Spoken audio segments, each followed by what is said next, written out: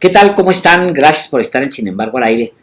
Fíjese que mientras razonaba este texto, el texto que va a continuación, me di cuenta que la próxima semana, cuando escriba el siguiente texto, ya habrá presidenta electa. Digo, tiene otra figura, es candidata ganadora o falta la calificación del Tribunal Electoral, por supuesto, pero pues en los hechos es presidenta electa. Esto a su vez marca el último breve tramo de López Obrador en la presidencia de México. Una presidencia que por supuesto quedará para los anales de la historia, y habrá muchos que la considerarán. Imagínense si fuera Enrique Krause el biógrafo de López Obrador, por fortuna habrá muchos biógrafos, pues bueno, va a ser muy polarizante también la manera en que se va a narrar este periodo. Y luego van a venir los datos, cayendo los datos, porque eso le pasa mucho a López Obrador, que con el tiempo todas las campañas que le hacen en contra pues se van desmintiendo.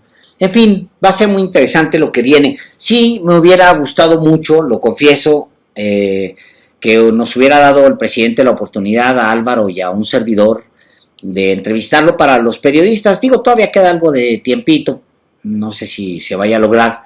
Pero, pues bueno, si se logra, pues será un gusto compartirlo con todos ustedes. Por lo pronto, este es mi texto. Se llama Más que histeria y dice lo siguiente. Este fin de semana circuló un video en el que Claudio X González, el jefe de la coalición que se conoce con el acrónimo PRIAN, enojado a punto de llanto, dice que el presidente Andrés Manuel López Obrador es un enano moral.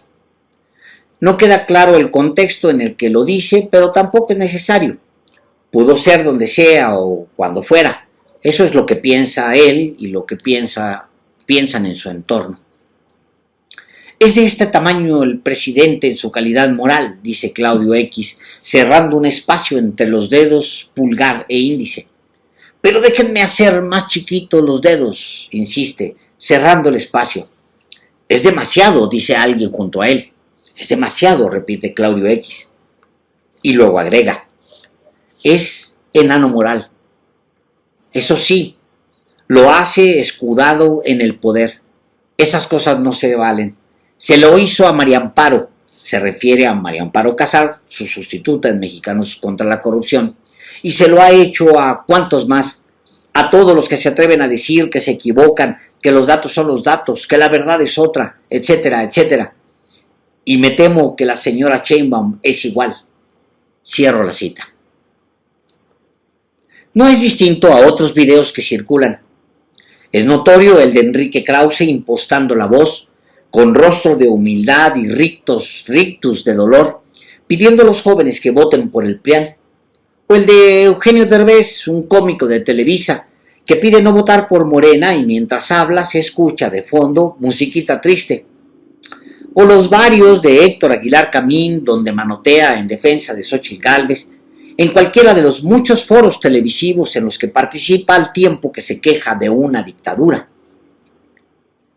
Y no son distintos esos videos a los tweets de Vicente Fox, supuestamente dirigidos a los jóvenes, con frases como, ándale güey, vota por nosotros, haciendo de lado que cualquier joven se sentirá avergonzado de que ese ignorante, ese fascista, ese antisemita y odiador que no puede escribir 2 líneas sin faltas de ortografía, fue hecho presidente de México por los mismos que ahora le piden a este mismo joven su voto a punta del llanto.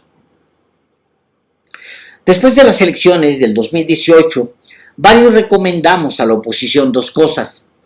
1, ejercer la autocrítica. Y 2, ofrecer una disculpa pública por los daños causados por las decisiones de sus partidos durante los últimos 100 años.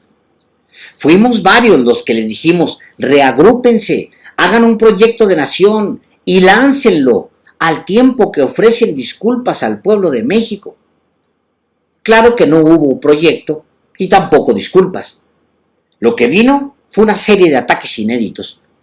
Primero lo que llamaron moratoria constitucional, que fue negarle los votos a toda iniciativa presidencial sin importar si beneficiaba o no a los mexicanos.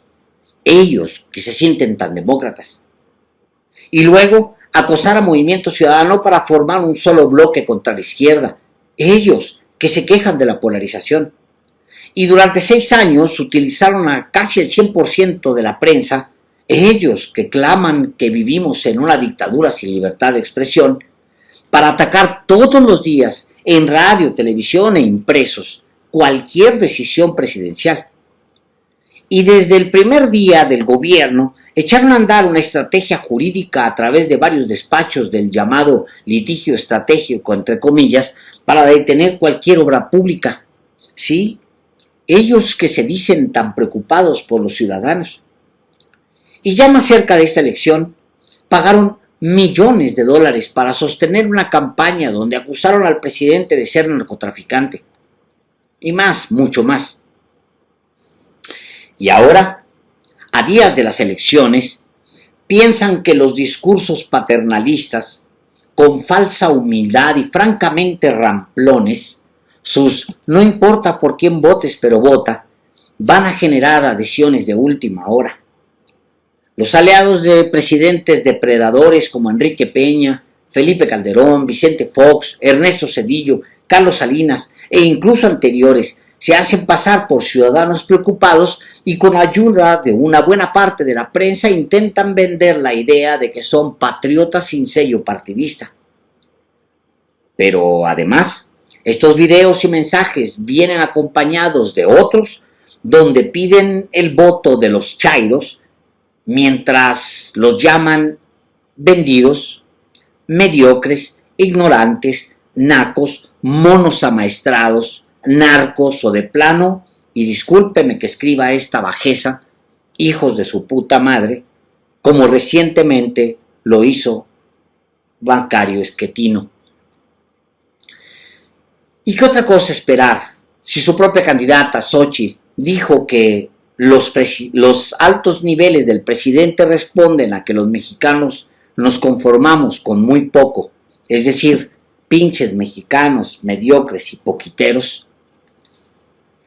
Si fuera necesario resumir en una palabra todo lo anterior, podría caber en histeria.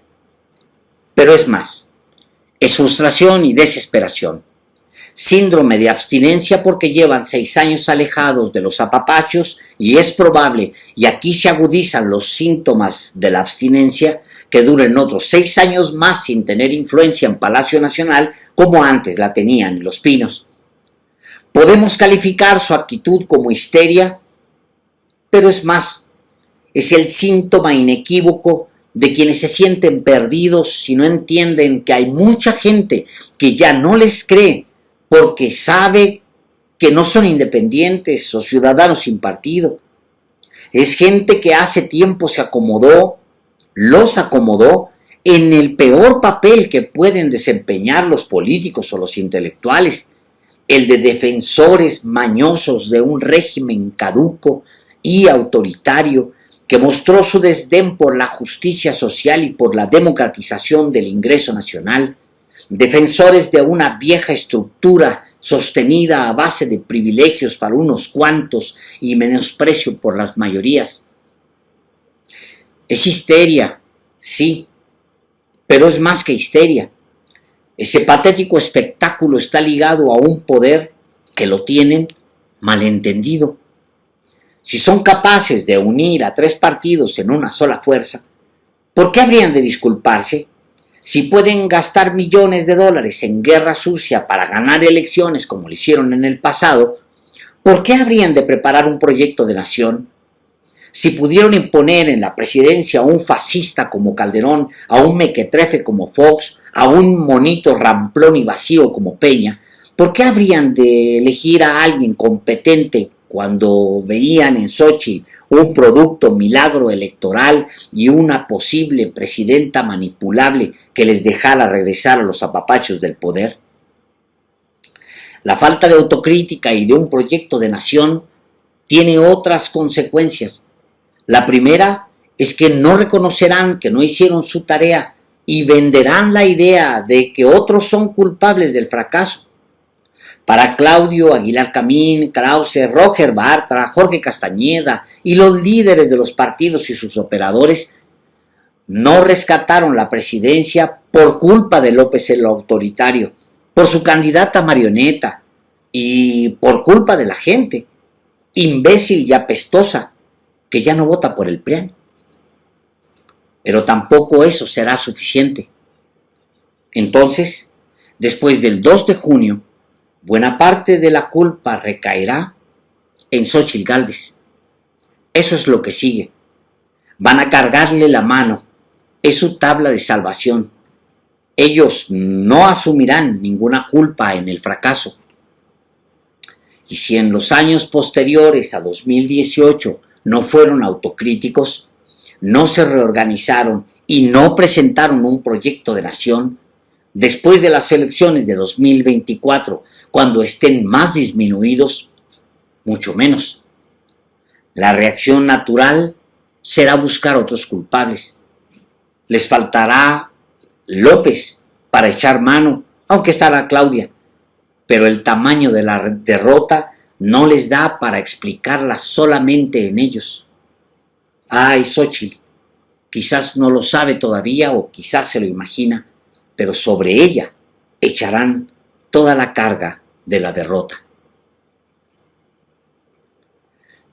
Dentro de una semana exactamente, México amanecerá con candidata electa. Todas las encuestas creíbles indican que es Claudia Sheinbaum. Y claro, que Claudio X González, Aguilar Camín, Krause y los enanos que dirigen PRI, PAN y PRD se lanzarán contra todos los que se atreven a decir que se equivocan, que los datos son los datos, que la verdad es otra, etcétera, etcétera. Y me temo que la señora Gálvez será igual. Enfocarán todos sus esfuerzos en judicializar la elección, en acudir al Tribunal Electoral, y hasta se organizarán otra movilización rosa. No la han planteado todavía porque perfectamente saben que no cabe una para celebrar su triunfo. Entonces será una movilización de resistencia, entre comillas. Después de las elecciones del 2018, varios recomendamos a la oposición ejercer la autocrítica y ofrecer una disculpa pública por los daños causados por sus decisiones y las de sus partidos durante los últimos 100 años. Y ahora me atrevo a recomendarles lo mismo. Reagrúpense, hagan un proyecto de nación, láncenlo al tiempo que ofrecen disculpas al pueblo de México. Ya no hay productos milagro del tipo Xóchitl que peguen. La gente quiere respuestas serias a problemas concretos, no alguien que ofrece tapar fugas de gas con chicles mascados. De antemano, sé que no trabajarán en un proyecto de nación y tampoco ofrecerán disculpas, aunque deberían hacerlo. Pero bueno, dejo estas líneas de texto que me sirven para reclamárselos después.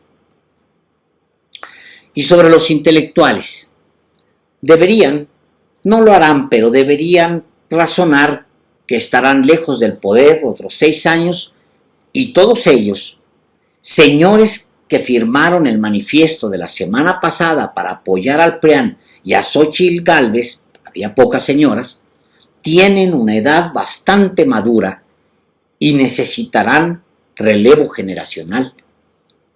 No se les desea mal, para nada, incluso ahí hay amigos. Es solo que su ego no les permitió abrir espacios a una nueva generación de intelectuales afines. Se engolosinaron con los apapachos y se pensaron eternos. Apenas si lograron contaminar a algunos más jóvenes con su odio. Pero no es virtud compartir el odio propio con los otros. Y el odio no arma un proyecto de nación. Y a estas alturas tampoco ellos, los más viejos, podrán armarlo. Deberían entender que están en aprietos. Son sus años de vacas flacas, pero no por casualidad, sino porque hicieron el esfuerzo de que así fuera. Deberían considerarlo. Muchas gracias.